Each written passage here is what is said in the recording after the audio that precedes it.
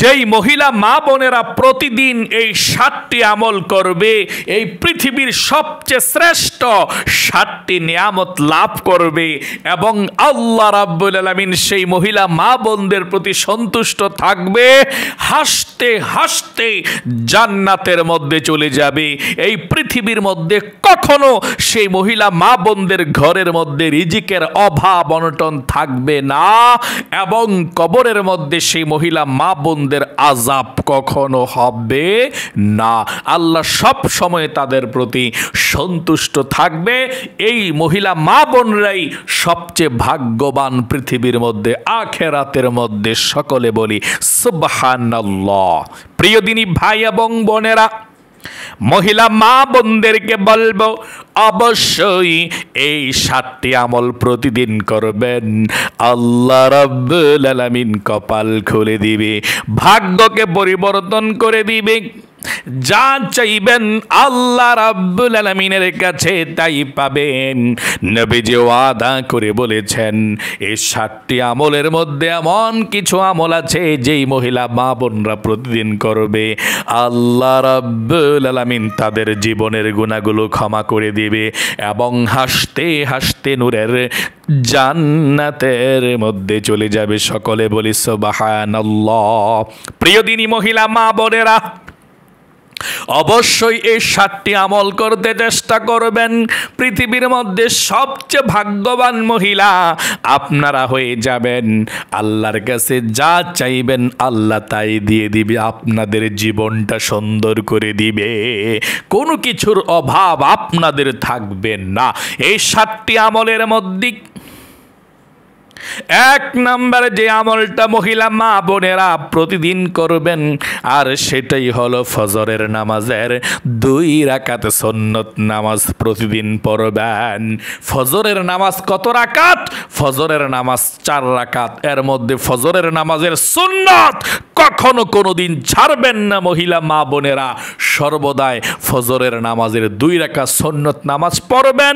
নবীজি বলেছেন পৃথিবীর মধ্যে যা কিছু আছে তার চেয়েও শ্রেষ্ঠ এবং উত্তম এবং দামি হচ্ছে আমার কাছে ফজরের নামাজের 2 রাকাত সুন্নত নামাজ। সকলে বলি সুবহানাল্লাহ। তাই মহিলা মা বোনেরা ফজরের নামাজের পূর্বে 2 রাকাত সুন্নতে মুআক্কাদা নামাজ পড়বেন। এই সুন্নতটা না পড়লে গুনাহ হয়, কিন্তু অবশ্যই ফজরের নামাজের পূর্বের 2 রাকাত সুন্নত নামাজ পড়বেন। 2 নম্বরে ফজরের নামাজ আপনারা আদায় করবেন।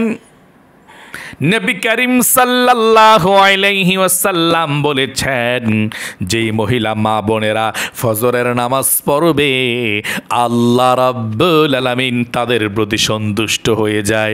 সারা দিনের জন্য আল্লাহ রাব্বুল আলামিনের জিম্মাদারি চলে যায়। সকলে বলি সুবহানাল্লাহ। যেই মহিলা মা বোনেরা ফজরের নামাজ পড়বে সারা দিনের আল্লাহর জিম্মায় চলে যায়, আল্লাহ তাকে হেফাজত করে। সকলে বলি সুবহানাল্লাহ। এই জন্যে মহিলা মা বোনরা আপনাদেরকে বলবো ফজরের নামাজের 2 রাকাত সুন্নত নামাজ প্রথমে পড়বেন, তারপরে ফজরের নামাজের 2 রাকাত ফরজ নামাজ পড়বেন। তবে সময় মতো পড়বেন ইনশাআল্লাহ, ঠিক আছে? অনেক মহিলা মা বোনরা দেখা যায় যে সময় মতো নামাজ পড়তে চায় না। সময় মতো সুন্দর করে নামাজটা পড়বেন। 3 নম্বরে মহিলা মা বোনেরা ফজরের নামাজের পরে সূরাত ইয়াসিন তেলাওয়াত করবেন। নবীজি বলেছেন যে ব্যক্তি, যেই মহিলা মা বোনেরা কিংবা যে ব্যক্তি ফজরের নামাজের পরে সূরা ইয়াসিন তেলাওয়াত করবে আল্লাহ রাব্বুল আলামিন 10 খতম কোরআন শরীফের সওয়াব তার আমল নামার মধ্যে লিখে দিবেন। আল্লাহ তাকে ক্ষমা করে দিবে। সে ব্যক্তি নিষ্পাপ হয়ে যাবে যদি মন থেকে সূরা ইয়াসিন তেলাওয়াত করতে পারে। তাই ফজরের নামাজের পরে আপনারা সূরা ইয়াসিন আপনারা তেলাওয়াত করবেন। মুখস্থ পড়া লাগবে না। মুখস্থ পারলে মুখস্থ, দেখা দেখা পড়লে আর বেশি সওয়াব হয়। দেখা দেখা পড়বেন। আর যারা পারেন না আপনারা মোবাইলের মধ্যে অডিওটা লাগিয়ে দিয়ে বাজিয়ে দিয়ে তারপর আপনারা শুনবেন ইনশাআল্লাহ সুন্দর করে কোরআন তেলাওয়াতটা, ঠিক আছে? তাহলে মহিলা মা বোনেরা 3 নম্বরে ফজরের নামাজটা আদায় করার পর আপনি সূরা ইয়াসিন তেলাওয়াত করবেন। সূরা ইয়াসিন তেলাওয়াত করার পর সূর্য যখন উঠবে, 4 নাম্বার আমল, সূর্য যখন উঠবে, এই সূর্য ওঠার পর 15 থেকে 20 মিনিট পর, সূর্য যখন উঠবে, সূর্য ওঠার 15 থেকে 20 মিনিট পর আপনি ইশরাকের নামাজ পড়বেন। কিসের নামাজ? ইশরাকের নামাজ। এই ইশরাকের নামাজ আপনি 2 রাকাত করে 4 রাকাত পড়বেন। ঠিক আছে? সূর্য যখন উঠবে, সূর্য ওঠার 15-20 মিনিট পর থেকে আপনি ইশরাকের নামাজ পড়তে পারবেন। 8টার আগ পর্যন্ত বা 8টা বাজেও পড়তে পারবেন। ঠিক আছে? আপনি 2 রাকাত করে 4 রাকাত, যদি সময় কম থাকে 2 রাকাত পড়লেও হয়ে যাবে। নবীজি বলেছেন যে ইশরাকের নামাজের 2 রাকাত নামাজ যদি কোনো ব্যক্তি ফজরের নামাজ আদায় করার পর সেই জায়গাতে বসে জিকির আজকার করে, কারোর সঙ্গে কথা না বলে, খারাপ কোনো কথা না বলে, এবং সূর্য ওঠার 20 মিনিট পর সে ব্যক্তি 2 রাকাত ইশরাকের নামাজের আদায় করে, তাহলে তার আমলনামার মধ্যে আল্লাহ একটা বড় হজ, একটা ছোট ওমরা হজ, মানে 2 হজের সওয়াব আমলনামার মধ্যে লিখে দেয়। সকলে বলি সুবহানাল্লাহ। তাহলে মহিলা মা বোনেরা, অবশ্যই আপনারা ইশরাকের 2 রাকাত নামাজ যদি আপনারা আদায় করতে পারেন, তাহলে আল্লাহ রাব্বুল আলামিন একটা বড় হজের সওয়াব, একটা ওমরা হজের সওয়াব আপনাদের আমলনামার মধ্যে লিখে দিবে। কাল কিয়ামতের ময়দানে আল্লাহ রাব্বুল আলামিন অনেককে হজ করবে, হাজী সাহেব কিংবা মানে হজের সওয়াব দান করবে, সে ব্যক্তি আশ্চর্য হয়ে যাবে তার আমলনামার মধ্যে হজের সওয়াবগুলো দেখে। সে ব্যক্তি আশ্চর্য হয়ে বলবে, আল্লাহ আমি তো হজ করি নাই, হজের সওয়াব কোত্থেকে আসলো? হজের সওয়াব কোত্থেকে আসলো? আল্লাহ রাব্বুল আলামিন বলবে যে তুমি তো হজ করো নাই, কিন্তু ইশরাকের নামাজ আদায় করেছিলে, 2 রাকাত ইশরাকের নামাজ। এই আদায় করার কারণে একটি বড় হজের সওয়াব আমি আমলনামার মধ্যে লিখে দিয়েছি, একটি ছোট হজের সওয়াব আমলনামার মধ্যে লিখে দিয়েছি। আল্লাহু আকবার। এভাবে প্রিয় দিনী ভাই এবং বোনেরা, মহিলা মা বোনেরা, আপনারা ইশরাকের 2 রাকাত নামাজ যদি আদায় করতে পারেন, তাহলে বড় হজ একটা, ছোট হজের সওয়াবও পেয়ে যাবেন ওমরা হজের। তাহলে 2 রাকাত করে 4 রাকাত ইশরাকের নামাজ আপনারা আদায় করবেন। 5 নম্বরে, 5 ওয়াক্ত নামাজের পরে মহিলা মা বোনেরা আয়াতুল কুরসি পাঠ করবেন। 5 ওয়াক্ত নামাজের পরে আপনারা আয়াতুল কুরসি পাঠ করবেন। নবীজি বলেছেন এই আয়াতুল কুরসি যদি কোনো ব্যক্তি 5 ওয়াক্ত নামাজের পরে পড়তে পারে, মানে ফরজ নামাজের পরে 5 ওয়াক্ত নামাজের পরে আয়াতুল কুরসি পড়তে পারলে আর আপনার মধ্যে আর জান্নাতের মধ্যে পার্থক্য থাকবে শুধু একটা দেয়াল, আর সে দেয়ালটাই হচ্ছে মৃত্যু। আপনি জান্নাতের মধ্যে প্রবেশ করতে পারছেন না শুধু মৃত্যুবরণ করছেন না বলে, মৃত্যুবরণ করার সঙ্গে সঙ্গে আপনি জান্নাতের মধ্যে চলে যাবেন। সকলে বলি সুবহানাল্লাহ। তাহলে প্রিয় দিনী মহিলা মা বোনেরা, 5 ওয়াক্ত নামাজ পড়ার পর আয়াতুল কুরসি পাঠ করবেন।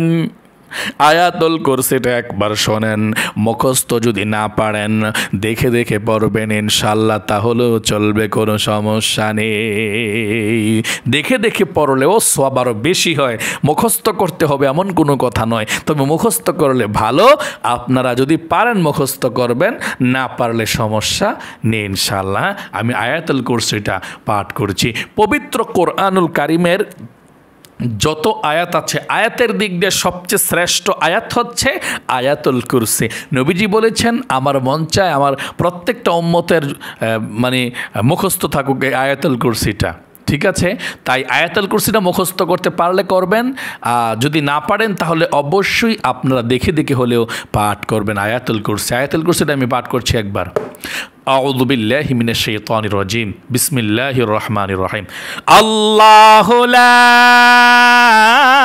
ইলাহা ইল্লা হুয়াল হাইয়ুল কাইয়্যুম লা তা'খুযুহু সিনাতুহু ওয়ালা নাওম লাহু মা ফিস সামাওয়াতি ওয়া মা ফিল আরদ মান যাল্লাযী ইয়াশফাউ ইনদাহু ইল্লা বিইযনিহি يعلم ما بين أيديهم وما خلفهم ولا يحيطون بشيء من علمه إلا بما شاء وسع كرسيه السماوات والأرض ولا يؤوده حفظهما وهو العلي আজিম। এই আয়াতুল কুরসিটা যদি পারেন মুখস্থ পড়বেন, আর যদি না পারেন দেখে দেখে হলেও পড়বেন ইনশাআল্লাহ। একই সমান সওয়াব পাবেন, আর দেখা পড়লে আরও বেশি সওয়াব পাবেন। প্রিয় দিনী মহিলা মা বোনেরা, 6 নম্বরে প্রতিদিন আপনারা মাগরিব নামাজের পরে সূরা ওয়াকিয়া পাঠ করবেন। সূরা ওয়াকিয়া যে মহিলা মা বোনরা পাঠ করবে ওই ঘরের মধ্যে কোনো অভাব অনটন থাকবেই না। নবীজি ওয়াদা করে বলেছেন সূরা ওয়াকিয়া যেই ঘরে পাঠ করা হবে সেই ঘরে অভাব অনটন থাকবেই না। আল্লাহ রাব্বুল আলামিন রিজিক দিয়ে ভরপুর করে দিবেন। হযরত উসমান গনি রাদিয়াল্লাহু তাআলা আনহু একবার একজন সাহাবী, তিনি মৃত্যুশয্যায় শায়িত। তিনি যখন মৃত্যুশয্যায় শায়িত হযরত উসমান গনি রাদিয়াল্লাহু তাআলা আনহু তিনার নিকট চলে আসলো। সে সাহাবীর নাম হচ্ছে হযরত আব্দুল্লাহ ইবনে মাসউদ রাদিয়াল্লাহু তাআলা আনহু। তিনার নিকট আসলো তিনাকে দেখার জন্যে। বলল আব্দুল্লাহ ইবনে মাসউদ রাদিয়াল্লাহু তাআলা আনহুকে বলল, ওসমান গনি রাদিয়াল্লাহু তাআলা আনহু, আব্দুল্লাহ ইবনে মাসউদ, আপনার ঘরের মধ্যে তো কোনো কিছুই নাই, আপনি অসুস্থ, আপনার ছেলে সন্তানের জন্য আমরা বাইতুল মাল থেকে কিছু দিতে পারি কিনা, দিয়ে আমরা কোনো কিছু, বা খাদ্য দ্রব্য বা টাকা পয়সা ধন সম্পদ। তিনি বলল না। আব্দুল্লাহ ইবনে মাসউদ রাদিয়াল্লাহু তাআলা আনহু বলল, না, প্রয়োজন নাই, কারণ আমি আল্লাহ রসুলের জবান থেকে, পবিত্র জবান থেকে শুনেছি যেই ঘরের মধ্যে সূরা ওয়াকিয়া মাগরিবের পর প্রতিদিন পাঠ করা হবে সেই ঘরের মধ্যে কখনো অভাব অনটন থাকবে না। তাই আমি আমার ছেলে মেয়েদেরকে সূরা ওয়াকিয়া শিক্ষা দিয়েছি, আমার ঘরের মধ্যে অভাব অনটন থাকবে না, তারা যদি আমল করতে পারে। সকলে বলি সুবহানাল্লাহ। তাই আল্লাহ রসুল বলেছেন সূরাতুল ওয়াকিয়া পাঠ করার জন্য যে মহিলা মা বোনেরা মাগরিব নামাজের পরে রাতে সূরা ওয়াকিয়া পাঠ করবে ওই ঘরের মধ্যে এবং ওই মহিলা মা বোনদের রিজিকের মধ্যে কোনো অভাব অনটন থাকবে না, আল্লাহ রিজিক দিয়ে ভরপুর করে দিবে। 7 নম্বরে সর্বশেষ সূরা মুলুক পাঠ করতে হবে। এটা কোন সময়? এশার নামাজের পরে। হযরত আবু হুরায়রা রাদিয়াল্লাহু তাআলা আনহু থেকে বর্ণিত, নবী করিম সাল্লাল্লাহু আলাইহি সাল্লাম বলেছেন, পবিত্র কোরআনুল কারীমের মধ্যে একটি সূরা আছে সূরা মুলুক। এই সূরাতুল মুলুকটা আল্লাহর সঙ্গে তর্ক বিতর্কে লিপ্ত হয়ে যাবে। মানে বান্দাকে আল্লাহ বলবে তোমার আমল কম, তুমি জাহান্নামে যাও। সূরা মুলুক বলবে না, আল্লাহ জাহান্নামের মধ্যে দিতে পারবে না, সে আমাকে তেলাওয়াত করেছে, যদি জাহান্নামের মধ্যে দিতেই হয় তাহলে আমাকে কোরআন থেকে তুমি মুছে দাও, বাদ দিয়ে দাও, আমি থাকতে চাই না। আল্লাহু আকবার। তখন আল্লাহ তাআলা সূরা ওয়াকিয়া, সূরা মুলুকের সে সুপারিশকে কবুল করে বান্দাবান্দিকে জান্নাতের মধ্যে দিয়ে দেবে। এবং যখন আপনাকে আমাকে কবরের মধ্যে শোয়া হবে, যদি সূরা মুলুক প্রতিদিন রাত্রে পড়তে পারেন তাহলে এই সূরাতুল মুলুক সবুজ পাখি হয়ে আপনাকে আমাকে ঢেকে রাখবে এবং মুনকার নাকিরের প্রশ্নের উত্তরও দিতে হবে না, কোনো ভয়ও পাবেন না, নিরাপদে থাকবে, নিরাপদে রাখবে এবং জান্নাতে প্রবেশ করার আগ পর্যন্ত আপনাকে হেফাজত করে রাখবে, নিরাপদ রাখবে। সকলে বলি সুবহানাল্লাহ। এই জন্যে মহিলা মা বোনরা অবশ্যই সূরাতুল মুলুক এশার নামাজের পরে ঘুমানোর পূর্বে যখন পারেন তখন পড়বেন ইনশাআল্লাহ। অবশ্যই এশার নামাজের পরে পাঠ করলে ভালো, না পাঠ করতে পারলে আপনি যখন ঘুমাবেন তার পূর্বে পাঠ করলেও ভালো, কোনো সমস্যা নেই ইনশাআল্লাহ। তাহলে মহিলা মা বোনেরা এই 7টি আমল যদি কোনো মহিলা মা বোনেরা প্রতিদিন করতে পারেন তাহলে এই পৃথিবীর সর্বশ্রেষ্ঠ 7টি নিয়ামত আপনারা পেয়ে যাবেন, ভাগ্যবান হবেন, আল্লাহর কাছে প্রিয় হবেন এবং হাসতে হাসতে বিনা হিসাবে জান্নাতের মধ্যে চলে যাবেন এবং যেই দরজা দিয়ে মন চায় সেই দরজা দিয়ে জান্নাতের মধ্যে প্রবেশ করতে পারবেন। আল্লাহ রাব্বুল আলামিন মহিলা মা বোনদেরকে আমলগুলো করার তৌফিক দান করুক। সকল মহিলা মা বোনেরা কমেন্ট বক্সের মধ্যে লিখবেন আমিন এবং ভিডিওতে একটি লাইক দিবেন। যারা আমিন লিখেছেন, ভিডিওতে লাইক দিয়েছেন, আল্লাহর কাছে দোয়া করছি, ও আল্লাহ মহিলা মা বোন যারা লাইক দিয়েছে, কমেন্টস করেছে, তাদেরকে তুমি কবুল করো, মঞ্জুর করো, জীবনের গুনাহগুলো মাফ করা, মক্কা মদিনায় জীবনে একটিবার হইলে যাওয়ার তৌফিক দাও, আমিন। আজ এ পর্যন্তই, আবার অন্য কোনো ভিডিওতে দেখা হবে। সেই পর্যন্ত আপনাদের সকলের সুস্বাস্থ্য আল্লাহর কাছে কামনা করে আজ এখানে বিদায় নিচ্ছি। আসসালামু আলাইকুম ওয়া রাহমাতুল্লাহি ওয়া বারাকাতুহু।